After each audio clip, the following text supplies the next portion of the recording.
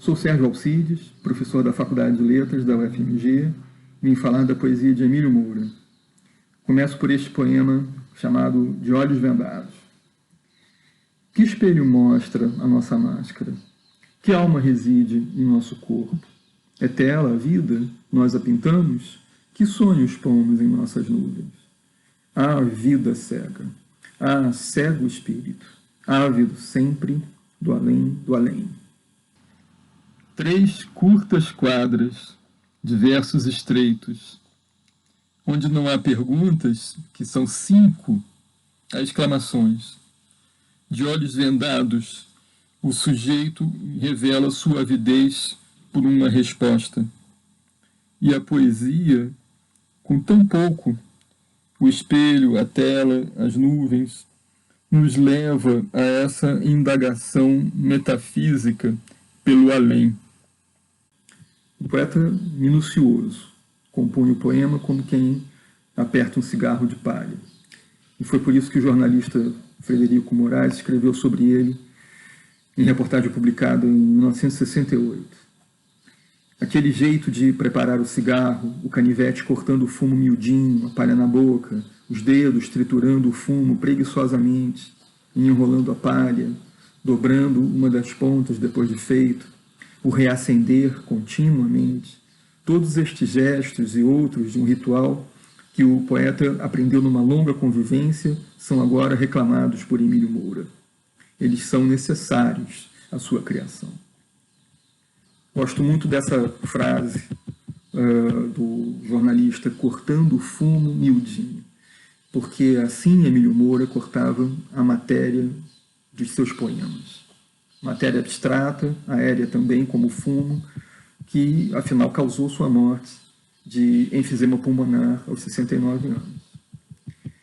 Emílio Moura nasceu em Dores do Indaiá, no centro-oeste de Minas Gerais, no dia 14 de agosto de 1902.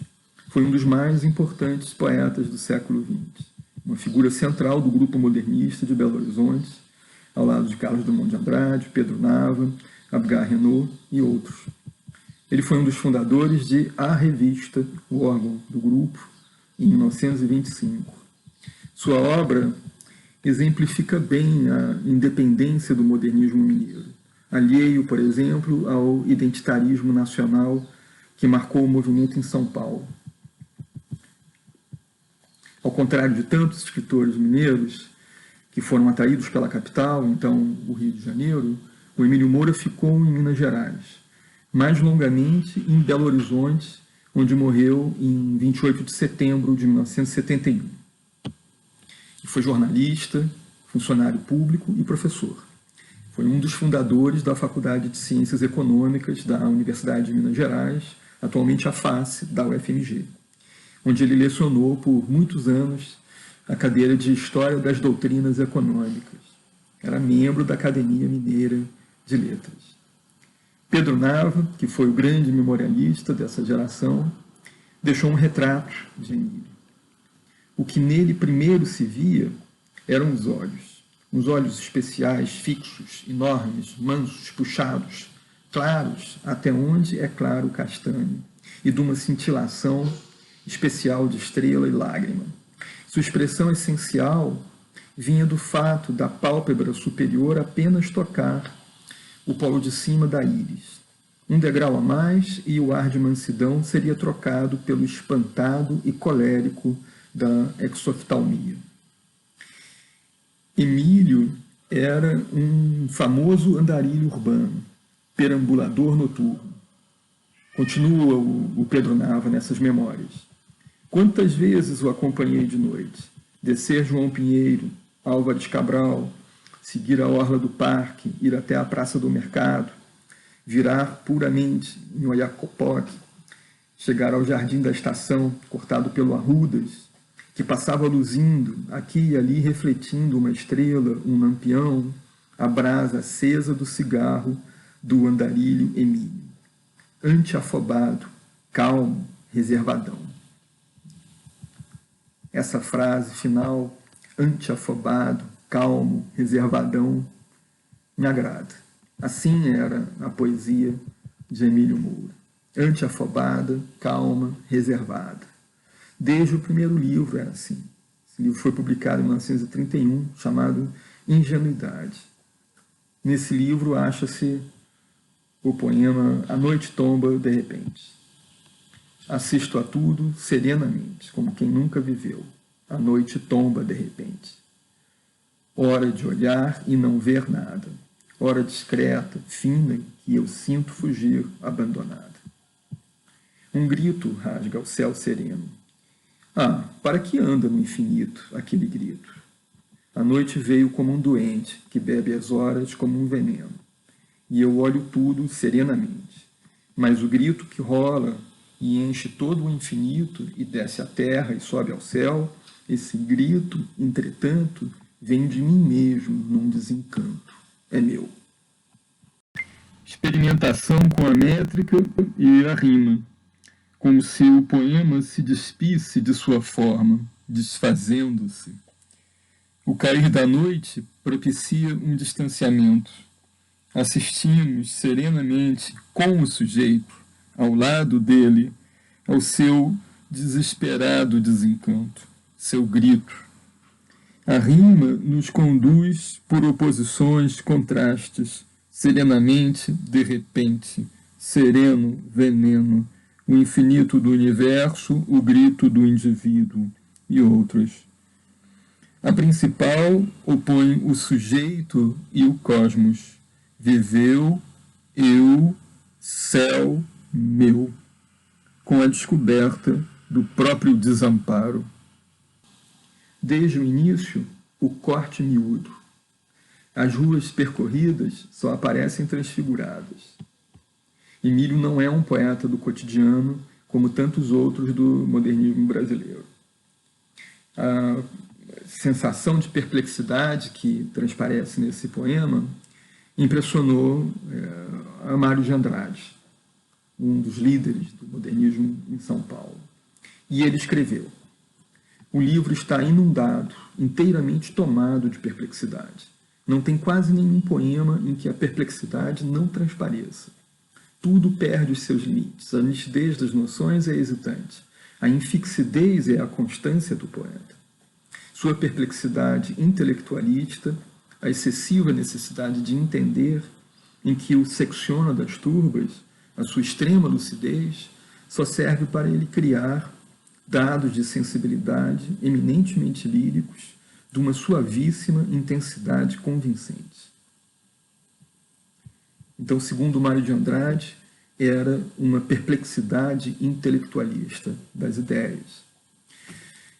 Drummond, um artigo bem posterior, de 1949, menciona uma contínua e irremissível perguntação, que quem está assistindo já observou pelos dois poemas até agora citados por mim. Diz o Drummond: a poesia de Emílio Moura foi inicialmente colocada sob o signo da pergunta. A esse signo permanece fiel, sendo por ele dominada.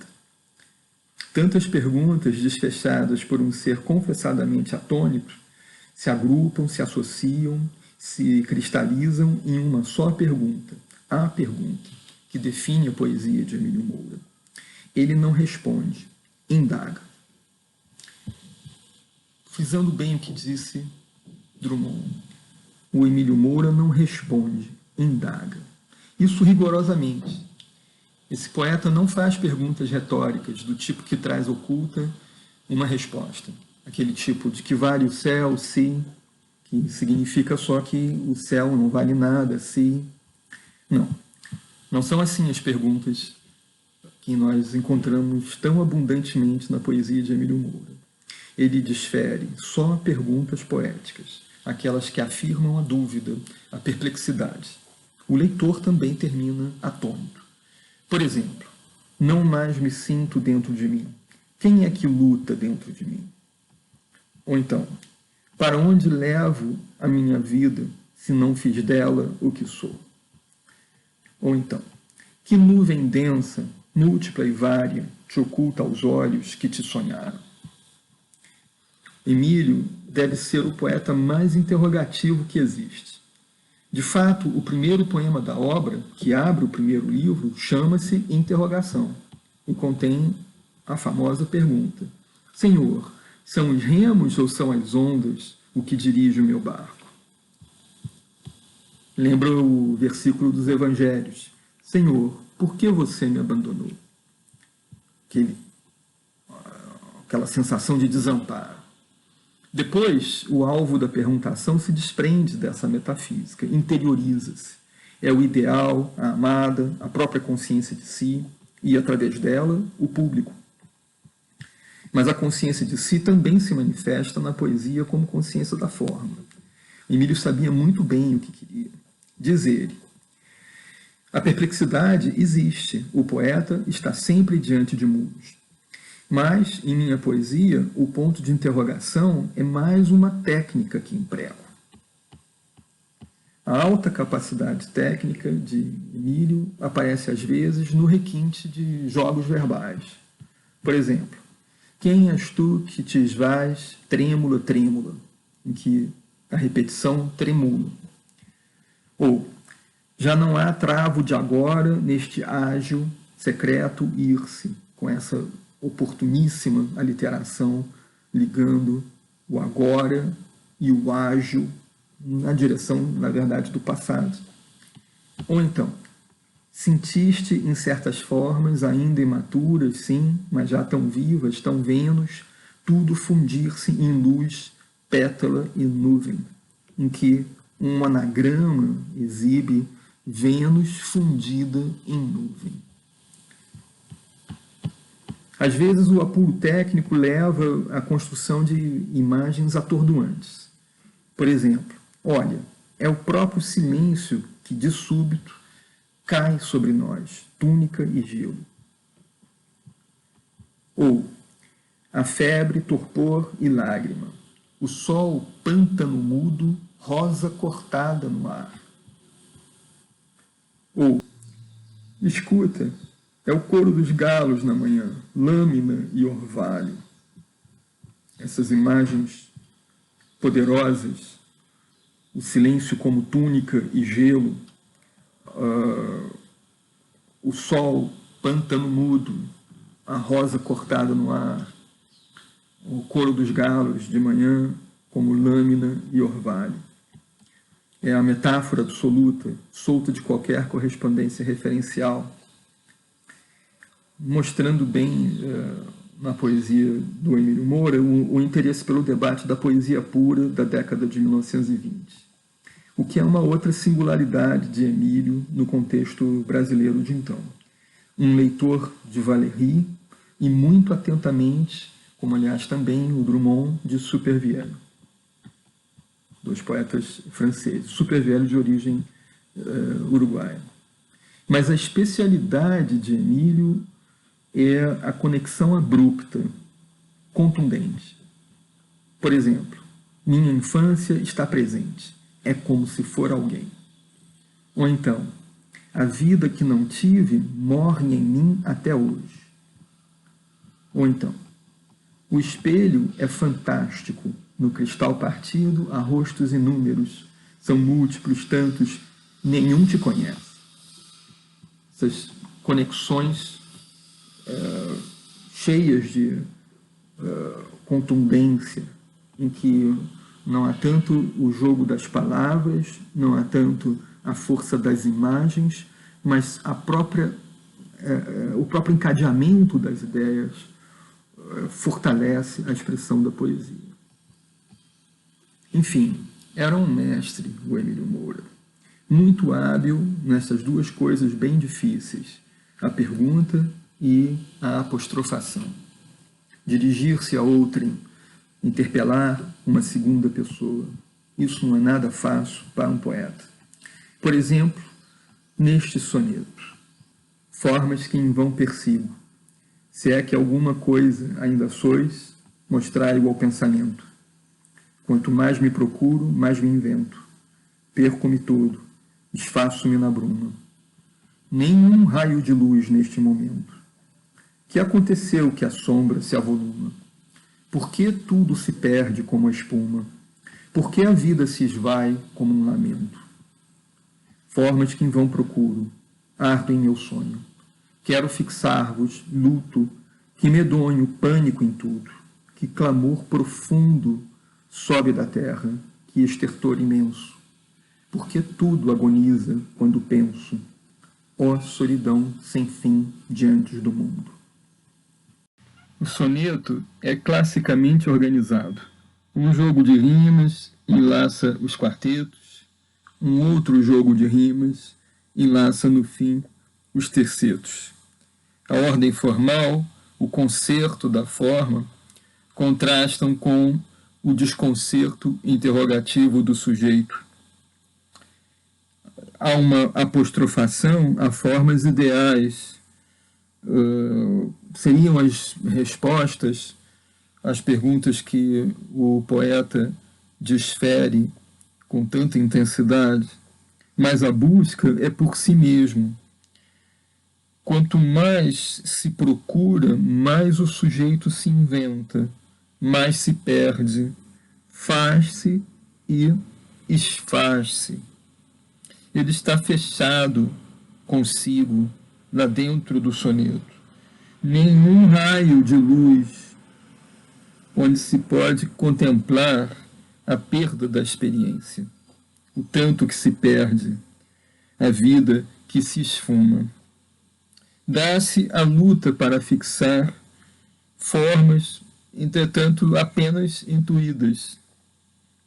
E aí o soneto parece tratar da própria poesia, do próprio trabalho do poeta.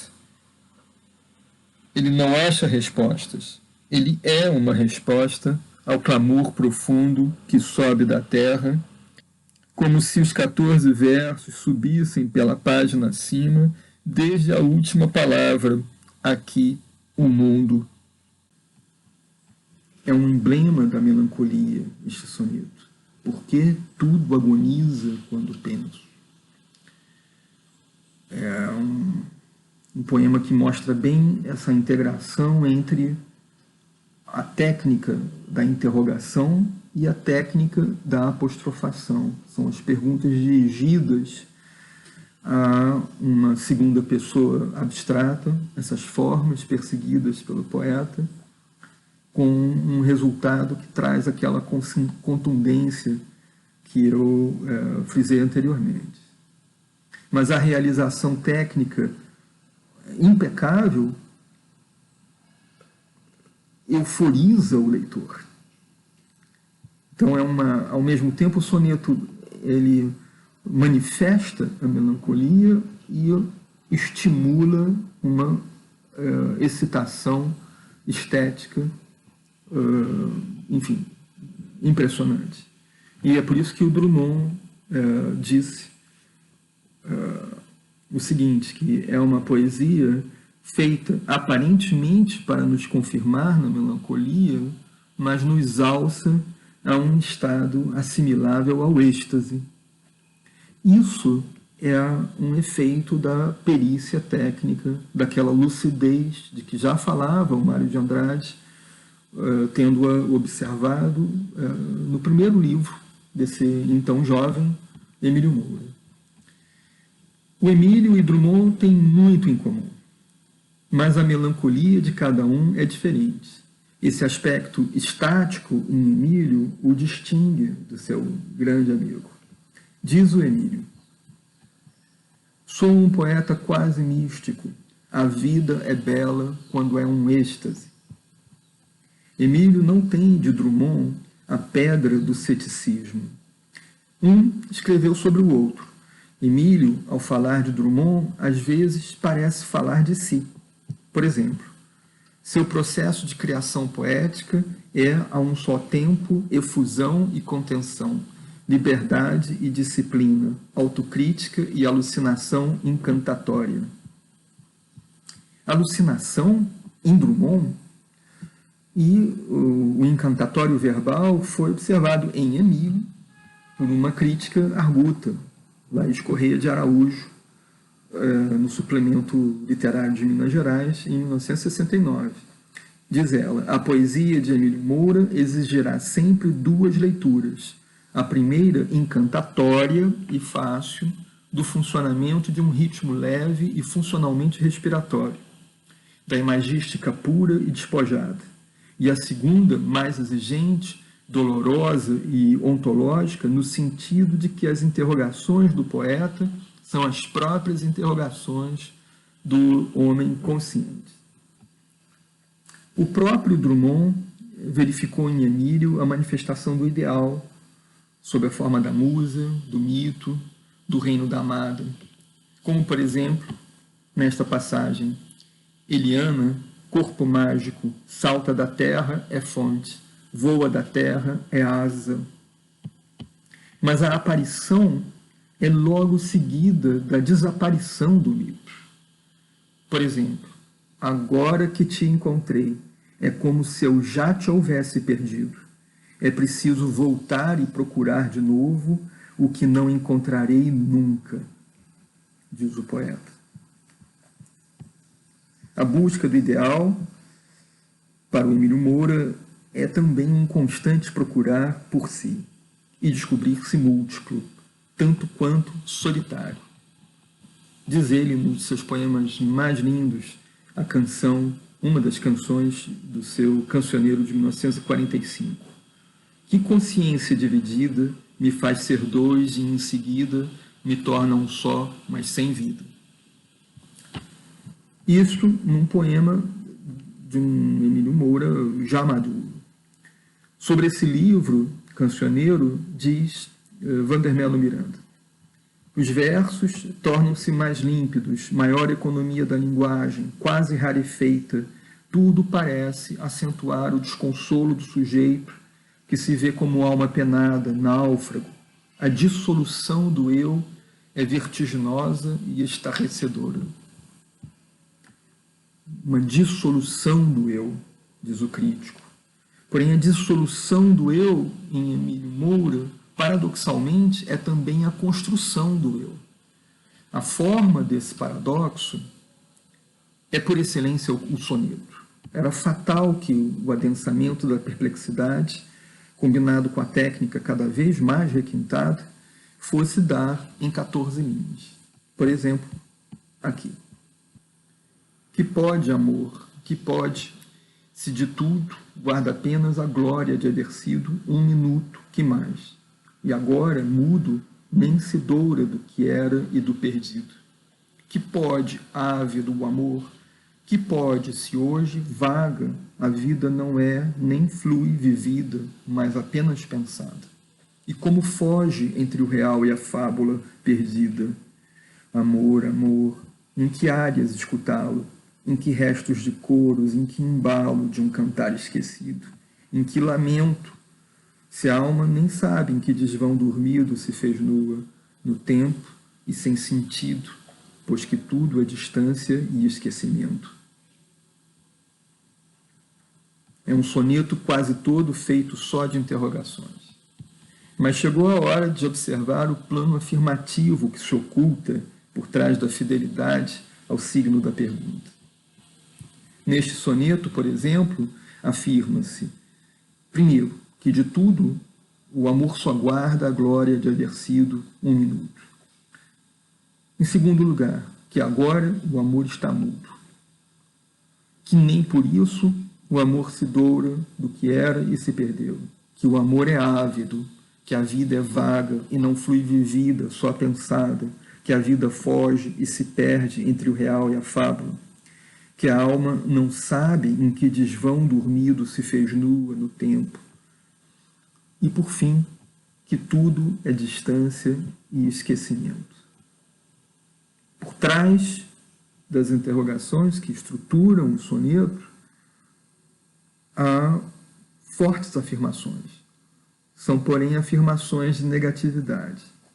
Nenhuma delas contém nenhuma resposta para as interrogações que armam o poema diante do leitor. Eu disse, Emílio não faz perguntas retóricas. Suas perguntas não ocultam respostas. Mas elas têm um aspecto de profecia. A profecia da aparição e da subsequente desaparição do mito. Da perda da experiência vivida compensada pela conquista de si, o eu ferido, dividido, como disse muito bem o Vandermelo Miranda, mas adensado, apurado na vida interior. A perplexidade não exclui a visão. Como disse Henriqueta Lisboa, as visões de Emílio são visões que não se deixam ver às claras. Elas surgem, por exemplo, neste raro poema, todo afirmativo, mas todo negativo ao mesmo tempo, chamado Não Fora. Não fora o olhar, e ao que ao olhar a cena, e o que sendo futuro está presente, não fora a hora que existe além das horas, e cada novo instante diferente. Ah, não fora o existir do inexistente, que por isso se salva, sim, não fora o que há um tempo te cega e arma evidente, nunca amor, tanto amor nesta descida, nunca teria esse fervor ardente, do que a morte se furta e a pura vida. Ter sido cegado é o requisito para as visões de Emílio. A poesia dele também ferve como o amor e tudo o que a morte se furta e a pura vida. Obrigado.